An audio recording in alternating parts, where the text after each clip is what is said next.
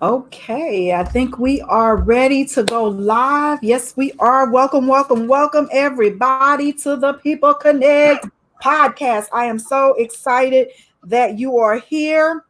I have some information about prosperity as it deals. And excuse me, I'm going here because I have to read this awesome young man's bio here. But I'm so excited that you're here today. We have some great information. As always, at the People Connect podcast, we like to connect you with other people, people that can help you prosper in any area of your life, financially, health wise, relationships, or whatnot. My name is Nichelle, and I am the Startup CEO, helping you to start, market, grow, and profit in your own enterprise as the CEO of you, helping you to take that side hustle and turn it into your main hustle so you can start doing the gifts and utilizing the gifts that God has blessed you with. Of course, you can connect with me here at the People Connect podcast. I'm also on YouTube at the Startup CEO Lifestyle TV. I'm on Instagram at Nichelle Womack. Connect with me somewhere because we can do some things together. This broadcast today is brought to you exclusively by Procter & Gamble. If you can go over to my Instagram page at Nichelle Womack and click on the link in my bio and click on the first link, you'll see some information about Procter & Gamble that you can literally utilize to view, talking about diversity for women in the arts, directing, and all that kind of stuff. It shares everything that you need to know over there on that page. So go ahead and connect over there with me, and you'll see that. So today we are bringing Mr. Michael Gregory.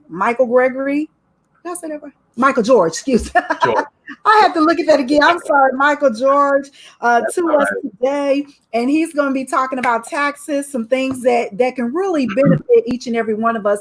I know every year when I'm doing taxes, I always think about money that I'm leaving on the table because I promise you, Mike is going to share some things that he and I had discussed. A lot of times we leave money on the table and we're not even really sure about what it is or how much we left on the table. But as a tax filer, he's going to get all of this in clarity for us. His name is Michael George. We actually met on Facebook. So social connections are so important in this day and time of quarantine and just building your network, expanding, dominating, and marketing the CEO of you. Michael George is a New York native, one of my favorite places to visit, and he's currently runs his own certified tax preparation business called the Tax Shoppe. Through Tax Shoppe, Michael has provided 30 years of outstanding tax service to individuals, small businesses, and also payroll services for multiple organizations. His current diverse clientele spans over 25 states. Michael's goal is to help educate people on different tax laws, help maximize their tax refunds, and set them up for long-term success, financial success. And we all know that we need long-term financial success, especially what's been going down in our communities lately with the events that happened with George Floyd. We know we also need to keep those things in mind, and just a duplication of things throughout the country. And so we as Black people, we need to make sure our finances in order. And so today, welcome Mike. He is going to elaborate on some different things as it relates to the tax code that we can do to up level to our next level. So welcome to the broadcast, Mike. How you doing? What's up?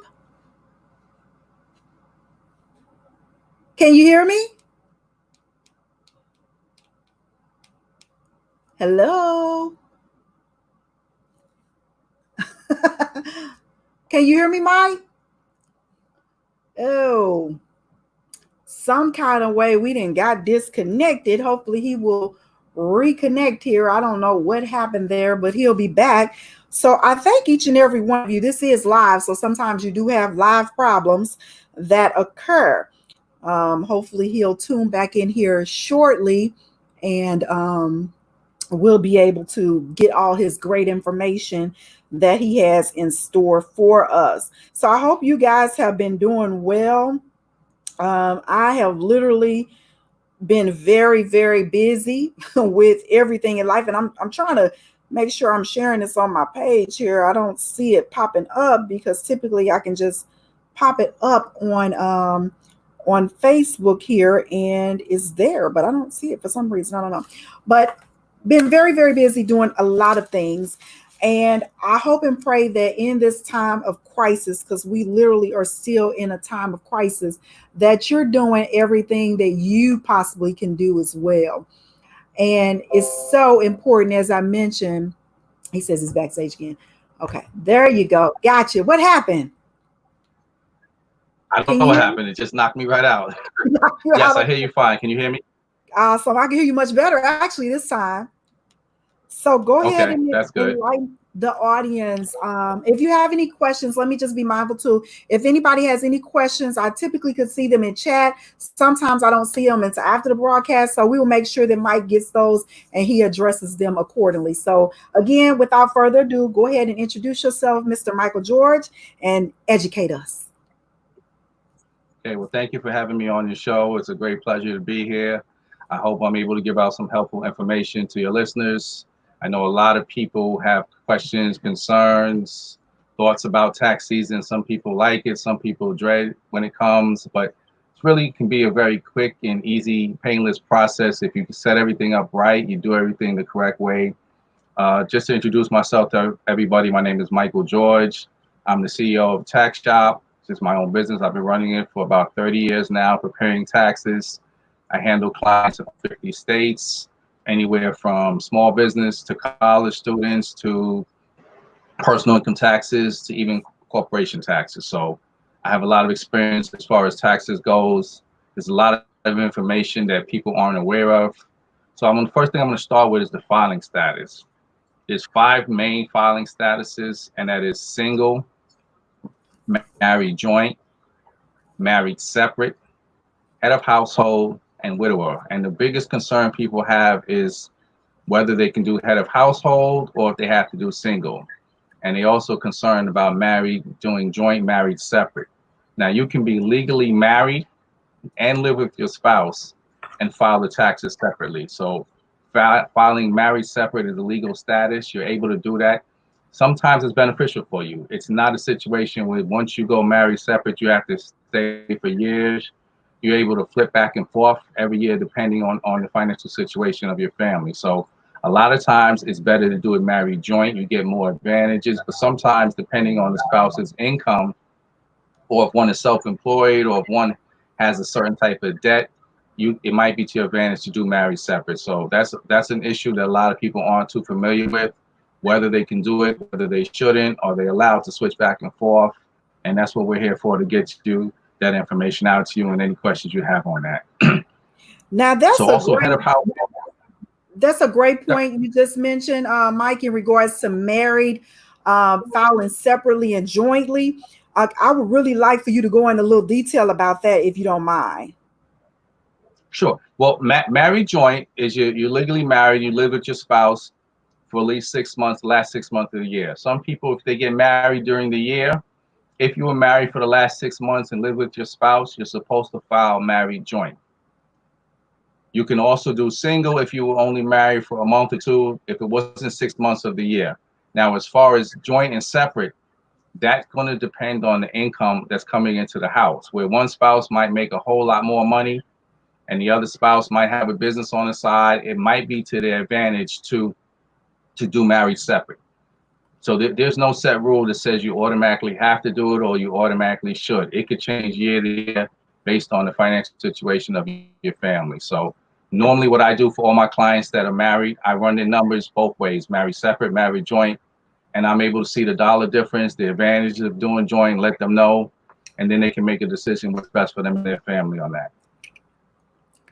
Awesome. So that was some key information, being that a lot of times, I know me personally being married, that I've questioned, should I do married filed separately or joint? Didn't know the tax advantages of one or the other. It just seems that when we file together, we get more money back versus separate. A lot of times, I would say 7 out of 10 times it's better to do married joint. Okay. Sometimes, like I said, the spouse is a big difference in the income between the spouses, or one has a business, one doesn't, and they want to take advantage of certain things. Then it might be beneficial for the married separate. And then Okay. every once in a while, you run into a situation where they're married couples, but they handle their money separately, and just to keep peace in the house, they file it together, but it's married separate, and everybody gets their money, the other spouse gets their money, and they live happily ever after. I guess whatever floats your boat. I guess that's what you have to do. That ain't never worked in my house. So Now, another concern people have as far as filing status, what to do when they have children. So you can have a child that works and still claim them as your dependent, depending on how much money that they made. And into that issue a lot of times when kids are in college. They're on their own, they're 20, 21, they got a part-time job, they made 5,000, 10,000, and the parents think, well, they made money, I can't claim them. You're allowed to still claim your child when you support them if they're under 24 and in school. And depending on how much money they make will determine whether you can claim as a dependent or not. So there's a situation where you can claim your child as a dependent and they can still file their own taxes also. They just have to file it differently, letting the IRS to know that they're filing single and they're also being claimed as a dependent by their parent. So the child and the parents can file and still be claimed by a parent? Correct. Yes. Oh, wow. Yes. I didn't know that.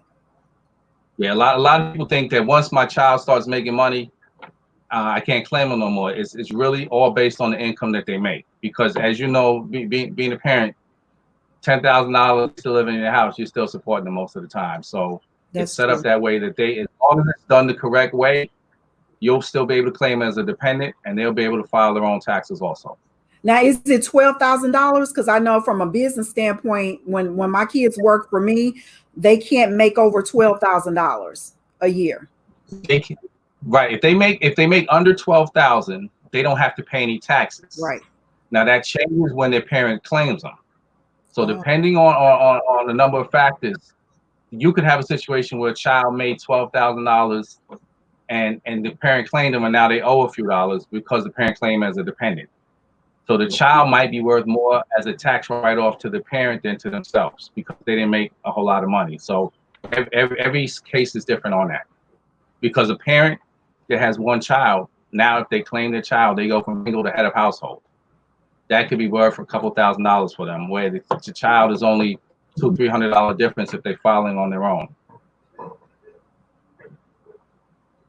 Wow, that's big right there, Mike. Thanks for reiterating that.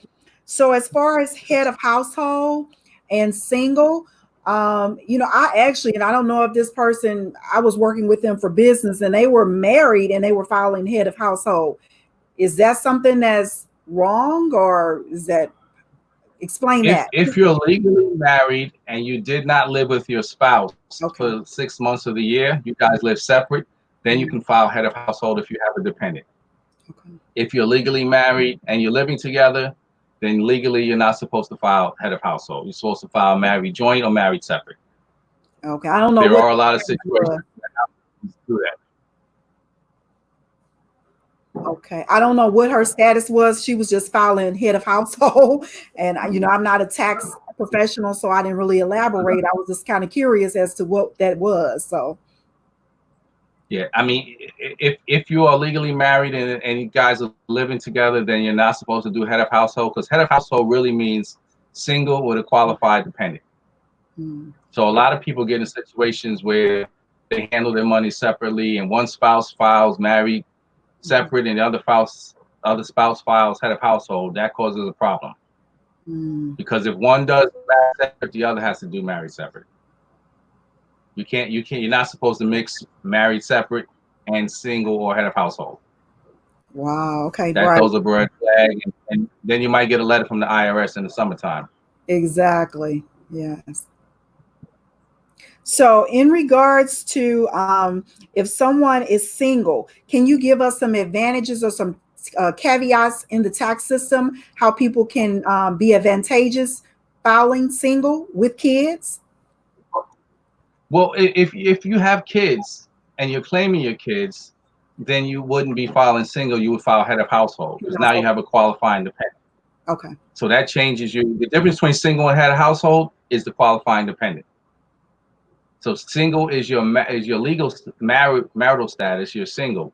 but you head of household because you have a child, you have a dependent, and you're supporting them. And a dependent doesn't necessarily have to be a child. If you have a parent that you are helping support and take care of, they can be your dependent also. And you can file head of household for taking care of your parent. Okay, that's some really And a lot good. of people weren't ready. They own your kids or dependents, but your parents can also be a dependent if you provide more than 50% of the cost of living. Okay. Now, what if they don't live with you? Because I take care of my mom. So, what if they don't live with you? I can still add that to my taxes. Yes, you can claim them as a dependent if you provide more than 50% of their cost of living, even if they don't live with you. Right. So Okay. if you're in a situation where you're paying their rent or you're paying part of their rent, long as it's more than 50% of their cost of living, you can claim them as a dependent. Even though if they don't live with you. Correct. Even though they don't live with you, yes. Okay. That's a good caveat to know as well. Give us some more tips that we need to know. Well, the claiming kids is a big. That's where a lot of people run into the problem of when their child goes to school, they're in school and they work. What should they do? There's no set rule on that. Most of it is based on the income of the child. So as you know, once they're in college, you're still filling out the financial information. You're still pretty much supporting them, even though they're away at school. Right. Now, if they're away at school and they had a real small part-time job, then it probably won't affect you claiming them that much. But if they worked over the summer, they might have interned someone made $20,000. Now it's a different situation. You got to run the numbers both ways to see what's the best way to get the most money in the household. Okay. Well, that's good to know too, because I know my kids, they don't typically don't work throughout the year because they're athletes. But for parents whose kids work and then they come home during the summer needing that extra income, you're saying those people, if you're not married, you can file them still as head of household. Right. If you're not married, they'll even if they didn't work, you can claim them as head of household because those are your children that you're still supporting if they're in college under age 24. Okay. So as long as they're under 24 and they're in school, you can still claim them as a dependent. Depending on how much money they made, though, you might not be able to get the same advantage. So if they worked and made 20,000, 30,000, they might not be able to still be claimed as your dependent without messing them up. Okay. Okay.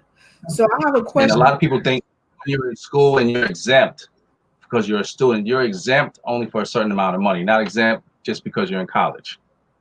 For and that amount is over 12,000, correct? 12,000 if nobody claims them as a dependent. Nobody So can. if they're making 1,000 and being claimed by their parent, then that number changes. But Okay. 12,000 and not being claimed independent, then they're fine. Okay. I have a question here from YouTube. She states, I can't pronounce her name, but she states that my son has been working a job for 3 years and has not filed. But I claim he's 26 years old and I claimed him. When can I stop claiming him? He's not working full time, just part time. Okay, you were supposed to stop claiming him as your dependent when he turned 25. Now, if you still claiming he's not working, then that's a different situation. As far as him not filing for 3 years,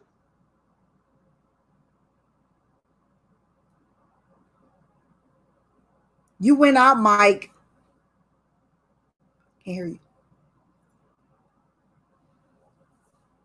Can't hear you.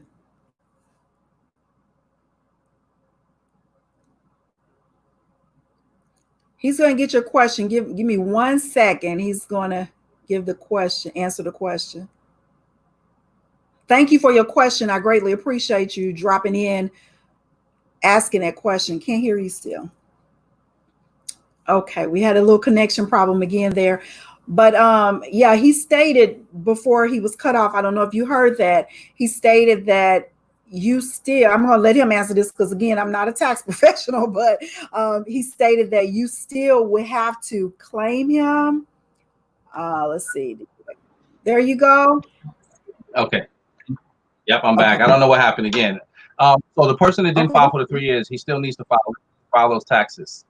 You have 3 years to get your tax return in without having any problems from the IRS, as long as you're getting a refund. So normally he would get a letter after the 3rd year because he didn't file his taxes. Now, when they're filed, he has to file it as single and dependent of another, which means he's single, he's not married, no spouse, and he was claimed on somebody else's return as a dependent. Okay. If he sends it in without claiming dependent of another, it will automatically reject and kick back. Okay, she said he has a kid and did not know that he had to do that, and she did not know that he needed to file. So nobody claimed the child? Nobody claimed the child? No. Okay, so what he would have to do is still file the taxes. He can claim his child. He won't get a lot of money because he's filing as a dependent of somebody else. So he would have to still file. He can still claim his child and get those tax returns into the IRS. So you have 3 years to do it. So he can still do 17, 18, and 19. Okay. You have 3 years to do it. Yes. Okay. 3 years to get your return in without any penalties, as long as you're getting a refund. Okay. If you owe money, then it's considered late after the 15th normally. And taxes have been extended this year into July 15th. Is that correct? That is correct. July 15th. Even if you sent it in, no money is due until July 15th. If you know you're going to owe, there's no penalties or interest as long as that's done and paid for by July 15th this year. Okay, I got another question here from YouTube, and she states, I just started a business in February, and I am trying to get the PPP. I'm trying to get the PPP. Do I need to claim that this year or next year? Well, you actually have to get that in by July 30th, the paperwork for the PPE. They haven't extended it again or put another one out, so it's very hard to try to get that in, but keep trying. Try to get the paperwork in for the 30th, see what happens. Also, see if you can apply for any grants. The Small Business Administration has grants, which are a lot easier to get. It's only like $1,000 for you and for each employee, but it's a lot easier than getting through with the PPP right now. Okay. A lot of politics going on with the PPP. Right. Yeah, it's great to get it, though. Oh, yeah. If you get it, I mean, it could definitely help your business out. Mm-hmm. It definitely can try to keep you in business for a while. As long as you use 75% of that money to keep paying employees, you don't have to pay it back. So it's a lot of advantages to it. It's just very hard for small businesses. Minority businesses are having a hard time getting it in because once you start the application, you got to know somebody. Somebody has to help you out, whether it's through the bank. You know, they force small banks now to start processing the paperwork. The first batch that came out was a whole lot of politics involved in that. All the big businesses snatched up the money, but now, you know, there's some more money out there for small business. So just keep trying on that. I'm proud to say that all my clients that I assisted got there. So I'm happy to say that. I have another one here from YouTube. YouTube showing up today. Yay. She asked, I'm concerned about my taxes because I was not able to file because my employer went out of business. What is your suggestion for that? She doesn't say a year. She just said her employer went out of business and she does not have her tax forms to file for this year. Okay, so if it's for this year, depending on when they went out of business, they might have still sent in the paperwork to the IRS. If not, you can still process a return. It's just going to have to be done by mail. You can't do it electronically without the W-2. But I would suggest contacting the IRS when they do finally open back up and see if they have the income in their system for you for that for 2019. If it's for a previous year, they would have the income transcript from the business should have been sent in, and they have records of it. So a lot of times people lose their W-2s or it was lost in the mail and they didn't receive it. You can get it what's called an income transcript from the IRS.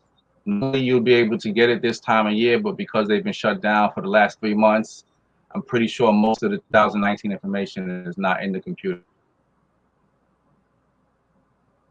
Okay, we got another question here. 2019, if I have to file by July, do I still get to delay my taxes?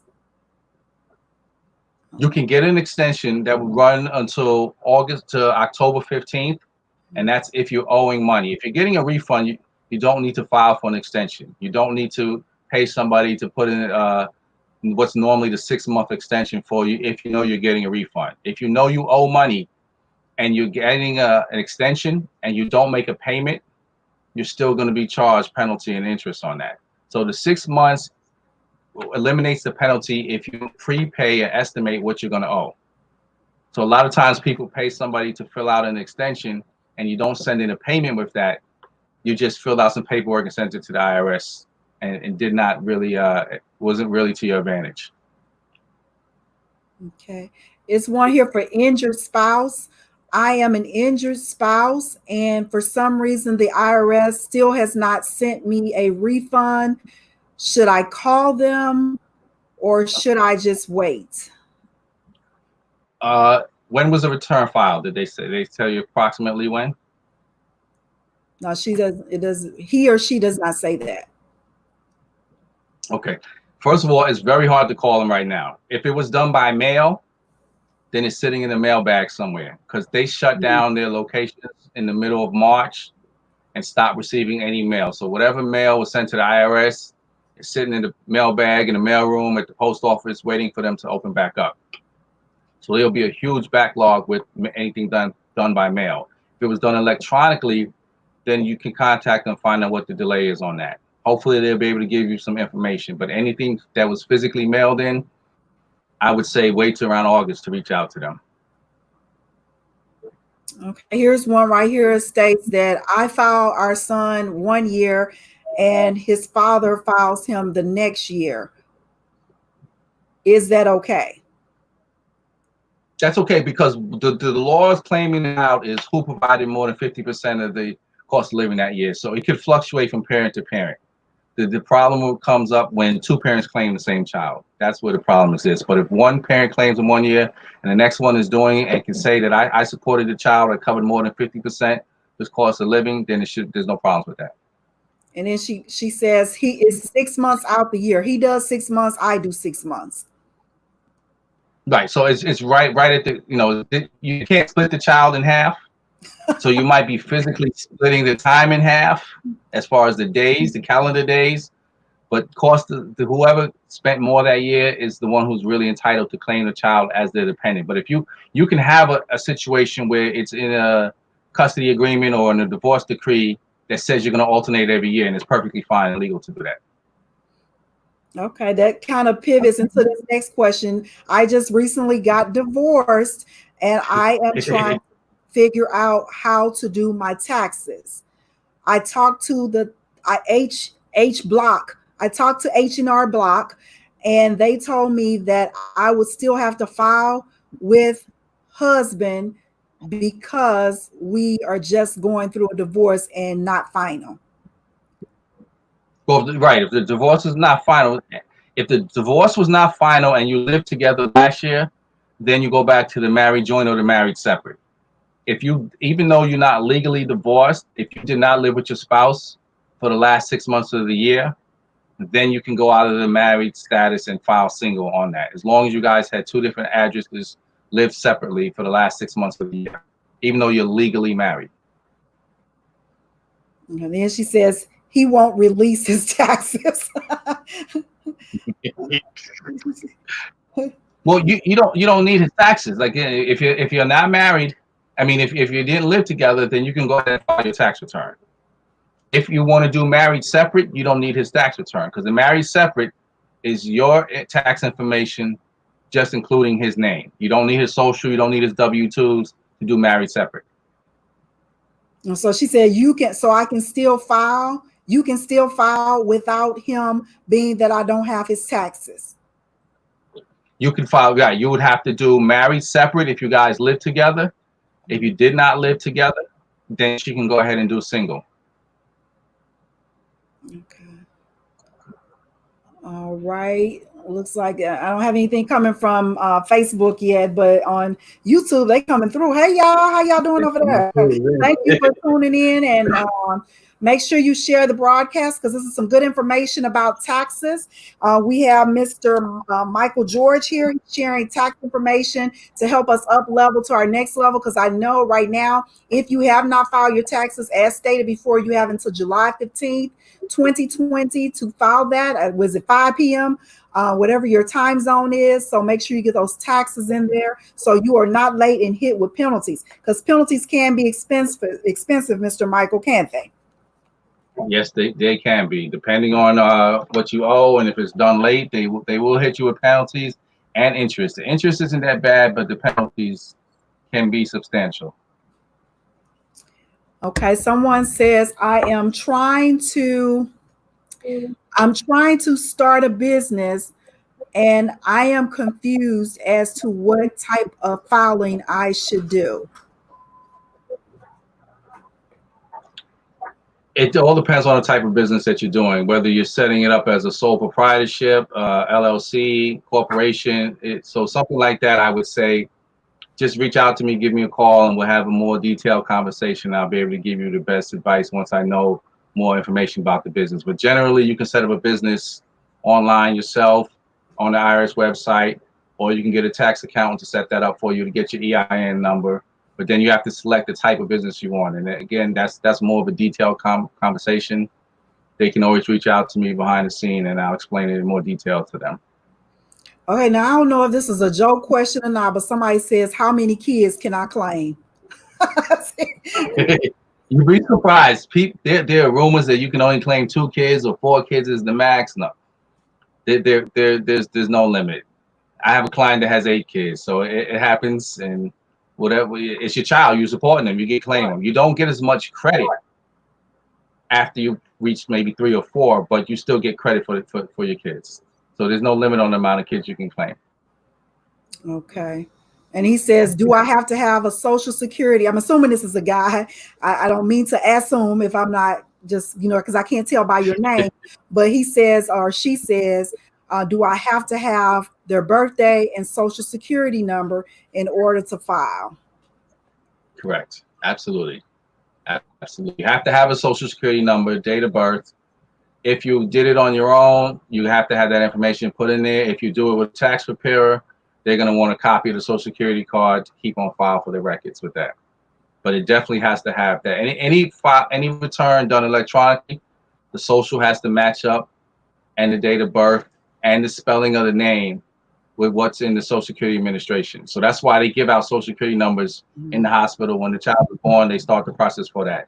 Long time ago, we were able to apply for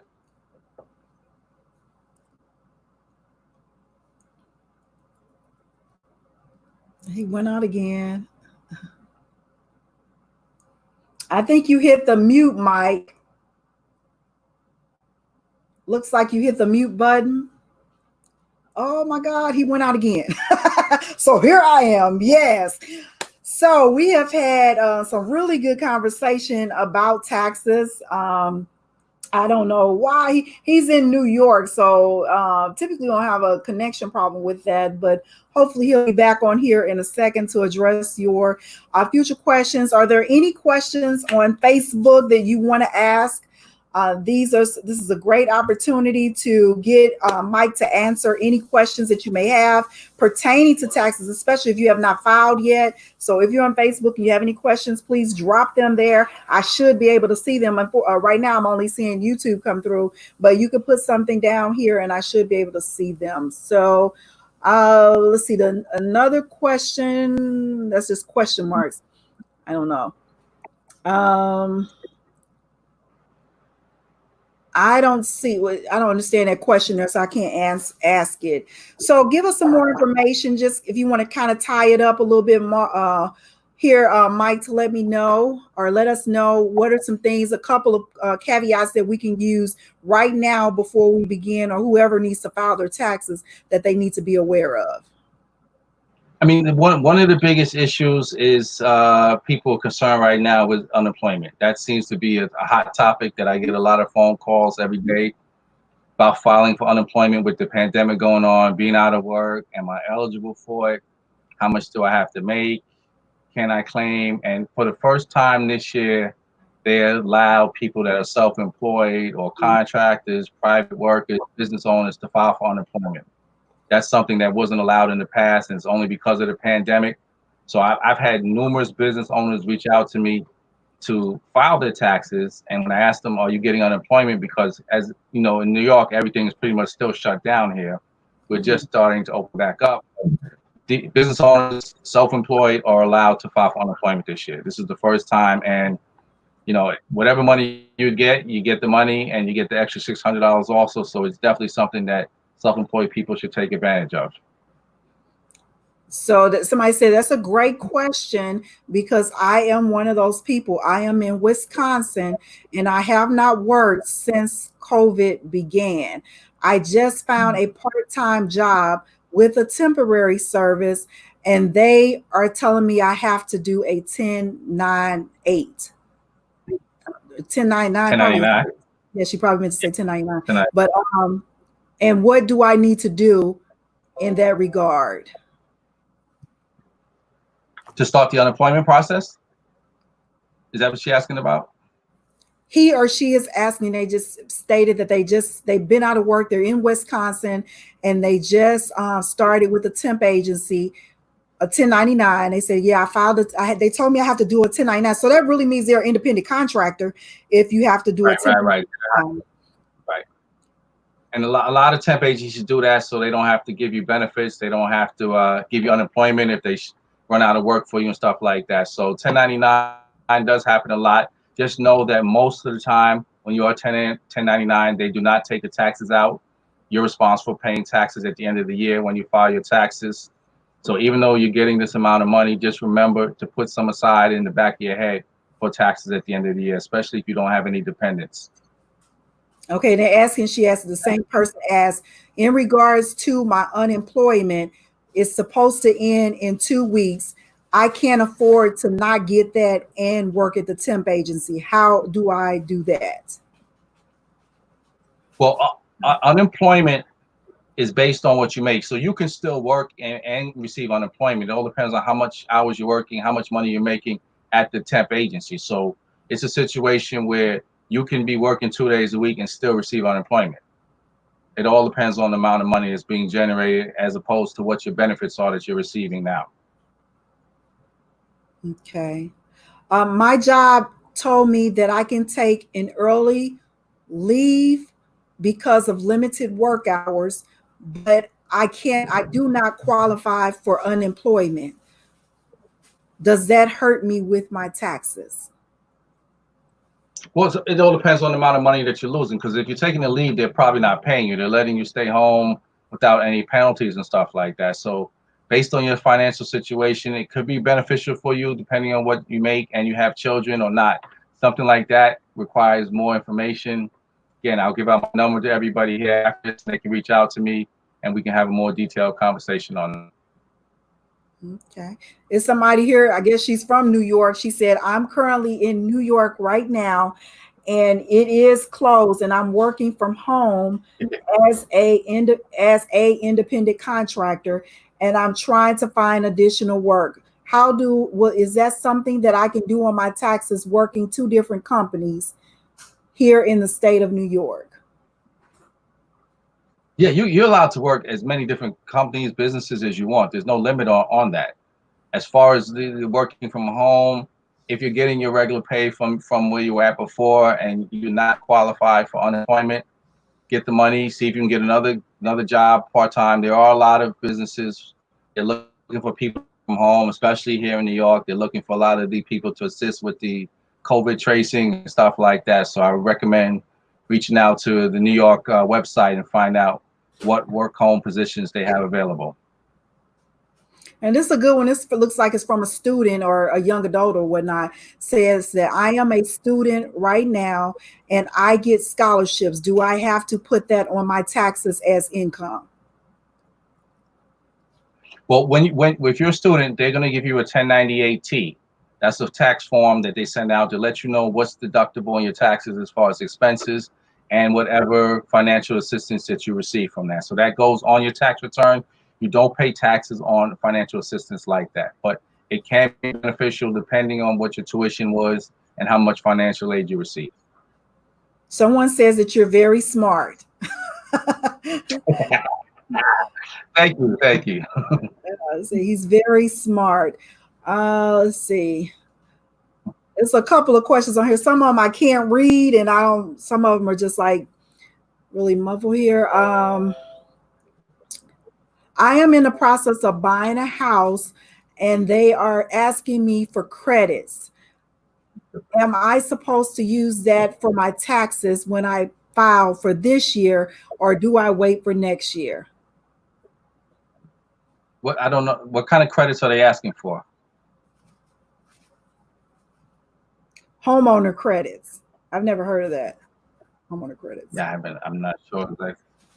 She might be just phrasing it incorrectly on that. But normally, when you pre-qualify for a mortgage, they just want to see your tax returns for the last 3 years. Points. Oh, if she's paying points mortgage point on a house on a closing, yeah, that will be on the financial statement they send at the end of the year from the mortgage company. That's the 1098 that the bank sends you. It does list your mortgage points and any premiums that you paid, along with the mortgage interest and the property taxes. That's issued by the bank for whoever has that. She said, can I write off what I put down for the house as a payment, as well as deposit of earnest, as well as title company money? You can write that off if it's a business, if it's a rental property. If it's your personal house, then you're not able to write off down payments and stuff like that. What that does, that comes into play when you sell a house. So the difference between a rental property and a personal house is what you can write off at the end of each year, as opposed to what you write off when you sell the house. Someone says, do they still have the green for taxes, where if I do some work to my primary residence that I can write that off, or did Trump take that away?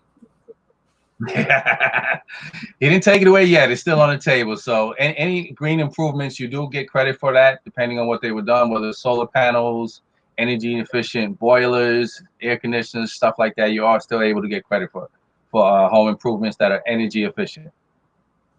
Personal property. I mean, if it's your personal property. Yes, you can still do that on personal property. Yes. Okay. Let's see. So we're going to take a couple more questions here. Someone asked, I work for the transit system, and that's not a good question here. Let's see the next one here. I've never heard of this, but someone stated that I could literally write my pets off as an expense. Never heard of that one before in my life. You can write them off as an expense, but you might get a knock on the door a couple of days later or a letter in the mail. But no, you can't write it off unless you're a pet trainer and that's your business. No, you can't. Yeah, I've never heard anybody ask that question before. Some interesting questions here. Let's see another one here. I get asked that all the time. So that's, if you're heavy into pets like that, set up a business on the side. Become a personal trainer or some type of business, dog walking business, dog sitting business, and then that opens you up to certain write-offs. But just generally speaking, no, you can't write off your personal animal. And that's a good caveat there. So really, I always, as a business strategist, business consultant, I always tell people, it is advantageous of you to start a business. I don't care if it's out of your home or whatever, because you can definitely save on your taxes. You can save money. You have all kinds of write-offs. And as I mentioned, I got another lady coming on soon to talk about that, but you can kind of like hit on some good points that people need to know. My biggest point I'll hit on is set up a business. Doesn't matter how successful it is, something you're trying to run. It's just so many advantages. You got to play the game like the big balls are playing it. Take advantage of the write-offs. Write-offs are catered to 1099 workers now and to business owners. Oh, yes. If you're a W-2 employee, you lost a lot of stuff. You lost a lot of write-offs. But if you set up a business, you can take advantage of it, from the use of your house to the use of your car to traveling to purchasing a laptop to run a business to the part of your cell phone use. There's a list of numerous things you can write off. Rent of your house, part of your mortgage. If you have an office in your house, set up a business, take full advantage of. Set up 2 businesses. Take advantage of it. Yes, I never understood that, Mike, because I've been an entrepreneur my whole life, and I've always had me a side hustle in conjunction with my main hustle because I've always understood the right of ownership and then the tax. If you look at, I'm a biblical person. If you read the Bible, it clearly says it in there too. So I don't understand why people don't. They know the Bible, but they don't follow it. So that's another question there. Let's see. Oh, come on, Mike. You didn't left me again. Let's see. I got one more question here that I think he will definitely need to answer because I don't know the answer to this question. So hopefully he'll pop back on here because he does have some goodies for you. Thank you all for being patient due to the connection issues we've had. But you guys are still in sync, and I greatly appreciate that. You clicked off on me again there, Mike. So I didn't click off. What was the question? No, I said, I'm a very spiritual person and I read my Bible diligently, and people always tell me or speak of, godly principles, but sometimes I don't think people read that. And it's another topic here, but the tax collector is in the Bible talking about ownership, all that kind of stuff. So I've always been one of those kind of people that always own something on the side. I've been an entrepreneur 28 years, and I speak to people about that. Own something, own something with your name on it, because we don't own our jobs, and being that we don't own our jobs, if we don't own something in advance, then when COVID situations like COVID hit, unemployment hit, then we're looking around for somebody to take care of us. And that's really unfair to you, and it's unfair to your family, your legacy, and all of that. It's definitely true. And be honest, a lot of people have a side hustle too, and they're not taking advantage of it because it's a side hustle. The difference between a side hustle and a business is just filing the paperwork to get registered. Now your side hustle becomes a tax write-off. Right. Okay, I'm trying to see this other question. She typed it and erased it and typed it and erased it. So, okay, here it is right here. I am buying my mother a house and I need to know, can I write off that expense? Ooh, you go ahead then. Go on now. Buy your mama a house. But you can't write off buying a house for somebody. But if you bought a house and use it as a rental property, then you're able to write off the cost of the house. So if you would like more information on that, we can talk behind the scenes on what's the best thing to do on that without saying it over the air. But there are options for you as far as how you can take advantage of the tax situation with that. Yes. And if you're in my area, I'll help you find your mama a house. So yes. Okay. Let's see here. Well, I'm gonna give you one more question here, Mike. In regards to my dividends that I earn from stock, how do I attribute that to income, or is that personal gain? On your tax return, there's a specific form for dividends. So they will send you a form at the end of the year, and all the information on that form is what goes on a tax return, because what they send you, they also send the IRS. So don't go by what you see online. Make sure you get the end of the year statement from them, the dividend statement. That's exactly what it's called, and it'll show you exactly what to put on your tax return. Okay, one more here. She said, please ask my question. I am a hairstylist and I work other jobs as well. I don't always file what I make. I file what I can afford. How would you suggest that I create another job or income based upon that information? First, I would say it's not always good to publicly announce that you're not reporting all your income. That's more for a behind the scenes conversation. You never know who's listening. Again, reach out to me behind the scenes. We'll talk about that rather than over the air with everything, because there's a couple different ways that you should do that. You might be cheating yourself by not reporting all of your business income, especially if you have children. So that requires a little more information. I'll give my number out at the end of this, and you can reach out to me and we'll talk further on that. Awesome. Well, you've given us some really, really great questions and answers and things that we need to be mindful of to be advocates of our finance as it relates to our taxes. Because taxes, we have to file them. I mean, as you just stated, if you don't, you can be liable for a whole lot of things like jail. So Oh, yeah. you want to be Oh, yeah. mindful of what you're doing and how you're doing it and be effective. And then, there are so many caveats to the tax system. You, like Mike said, you could be hurting yourself by not Yeah. filing what you make, especially if you try to go get a loan. If you go get a loan, they're Right. going to request your taxes, and less money means you don't get that much. So Right. And then not only that, you hurt yourself down the line when it comes time for you to file for Social Security, because you didn't report as much income as you made, and that lowers the amount of Social Security you're going to get when you officially file for it. I think that is so important because a lot of people don't know that.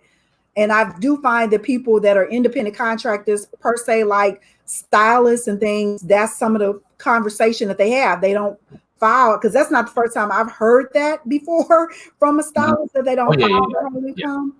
So you could really be hurting yourself as a business, because even though you are a stylist, you're an independent contractor and you are still a business within a business. Yeah, absolutely. Definitely. Yes. So, Mike, if we're going to go ahead and close out here. I know you got some goodies for our audience, and anything else you want to wrap up with?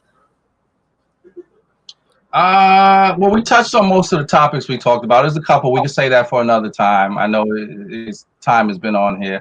What I'm going to offer is a 50% discount for 5 people to contact me to set up a conversation about doing their taxes. If you use my services, I will give a 50% discount for 5 people, and I'm also going to offer a free consultation for 5 people. So consultation involves just giving a phone call, maybe reviewing some old documents, previous returns, to see if anything was left off, any mistakes were made.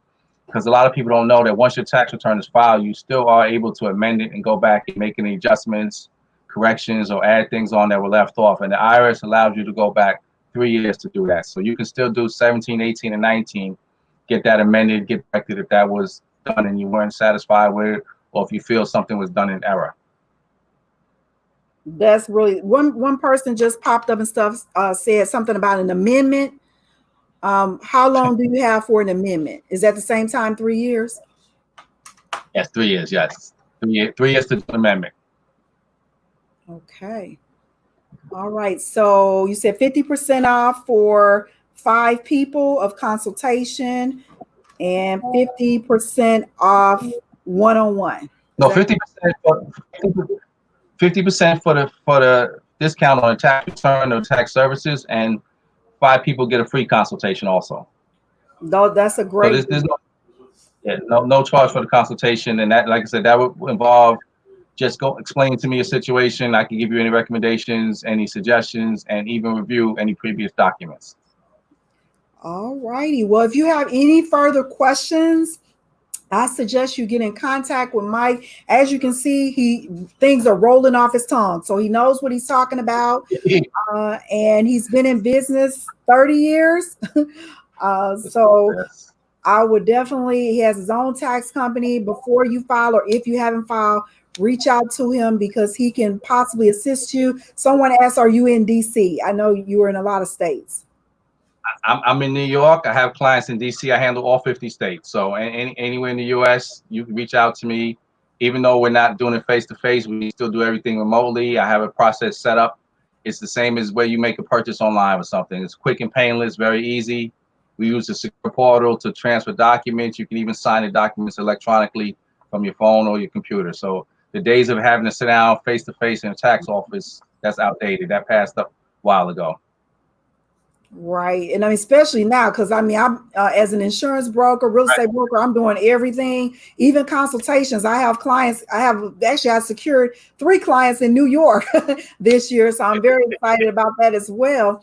And everything is done virtually. I have not even met these people, but we've been doing FaceTime or whatever you do it on the Zoom and all that kind of stuff. Right. So business has transformed. You don't have to be in the same location with people you do business with. And I think that's a kudos for anybody for growth and development, especially in entrepreneurship. So how can contact with you, Mike?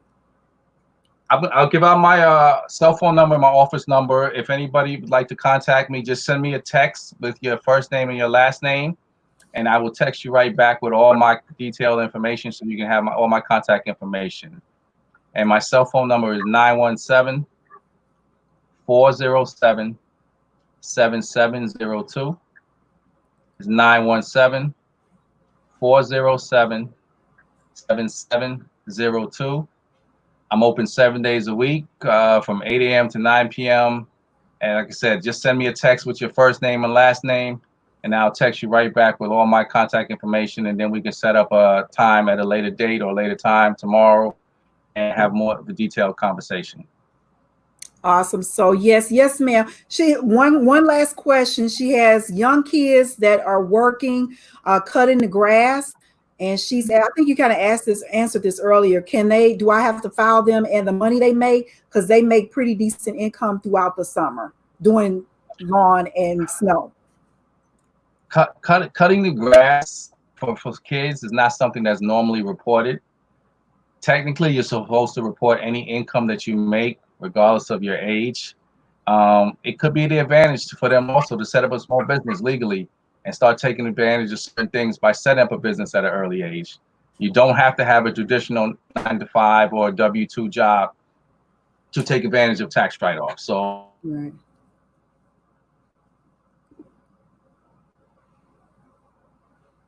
Oh, shucks.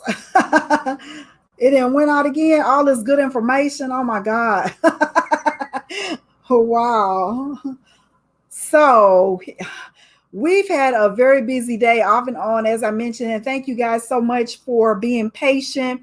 You can definitely get in touch with Mike, and he can elaborate on everything that he discussed and perhaps give you some insight as to how you can better improve your business or even your individual taxes. You want to go ahead and finish that, Mike?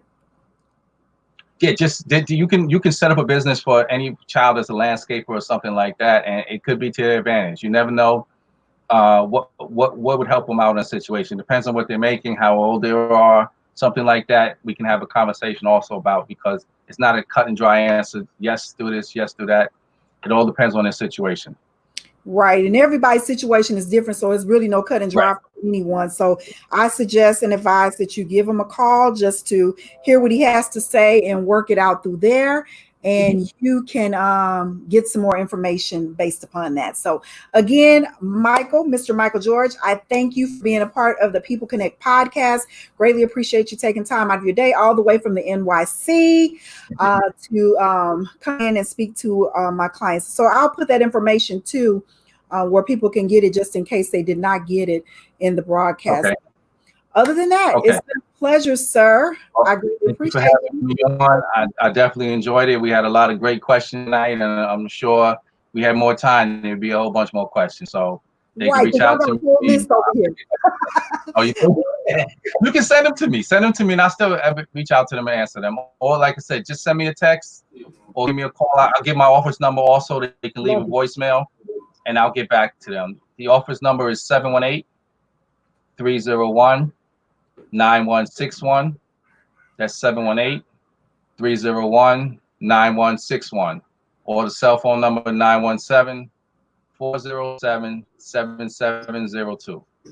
Awesome. So I hope and pray that some of these people call, because I got a whole 10 more questions there. Some of them are jumble. I can't read them, and the others are really good questions that they definitely need to reach out to you for and get answers. Okay. Again, blessings and peace. Blessings and peace unto you. I'm Nichelle, signing off for the People Connection podcast right now. Make sure you join us again. I'll update you the next time we have a guest. You can connect with me on Instagram at Nichelle Womack. This will be replayed on Facebook at the People Connect podcast, as well as on YouTube. Until next time, blessings and peace, and I'll talk to you then. Thank you so much, Mike. Take care. Thank you for having me. Good night. Good night. Bye-bye. Bye.